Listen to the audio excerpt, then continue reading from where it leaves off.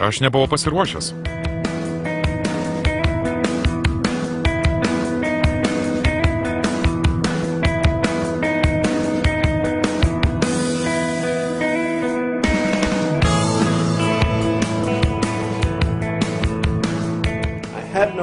Aš neturiu nei rankų, nei kojų, bet esu labai dėkingas, kad turiu štai šį plakantį viščiuko sparnelį. Žmonės mane pamatė netenka žado. Buvo šaunus nuotykis ant vandens kalnelių, čiuožiau žemyn visiškai vienas, čiuožyklos apačioje viskas buvo kaip įprasta. Ir staiga pasirodo, aš visi praradęs žadą žiūri štai taip, tuomet ir aš klausimai nužvelgę save tariu, kasgi čia dabar?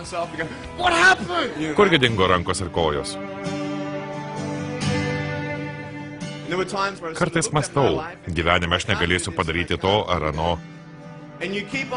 Juk nuolat galvoju, kaip būtų gerai, jei būtų taip ar kitaip. Ir kažkaip pamiršti tikrasis vertybės. Gyvenime aš niekada nekartoju, aš noriu rankų ir kojų, noriu, kad būtų rankos ir kojos. Aš norėčiau turėti rankas ir kojas. Norai ir svajonės dėja nepadės, bet aš atradau kelias esminės gyvenimo vertybės. Pirmiausia, atradau gebėjimą būti dėkingu. Atrodo, jau 8 metų būdamas mačiau apie savo likimą ir ateitis lyg ir buvo nuspręsta. Niekada nevesiu, niekada neturėsiu darbo, gyvenimas bus nevisavertis, beprasmis. Na koks gi aš vyras, jei net negaliu pimti savo žmonos už rankos. Save menkinti neteisinga, nes tu tikrai nesi menkesnės už kitus.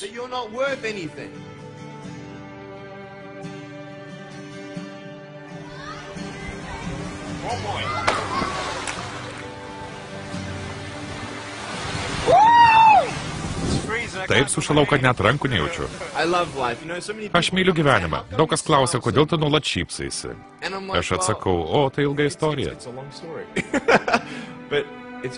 Visiems žinoma ir įprasta, kad nežinomybė ir neaiškumas gyvenime šypsenos nesukelia, nes neaišku, kuo viskas baigsis, nežinia, kiek tęsis tavo gyvenimo audros.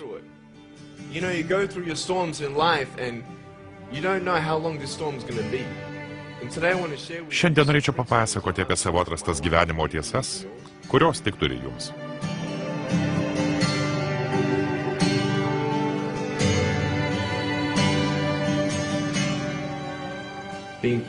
Būsi kantrus, būsi kietas.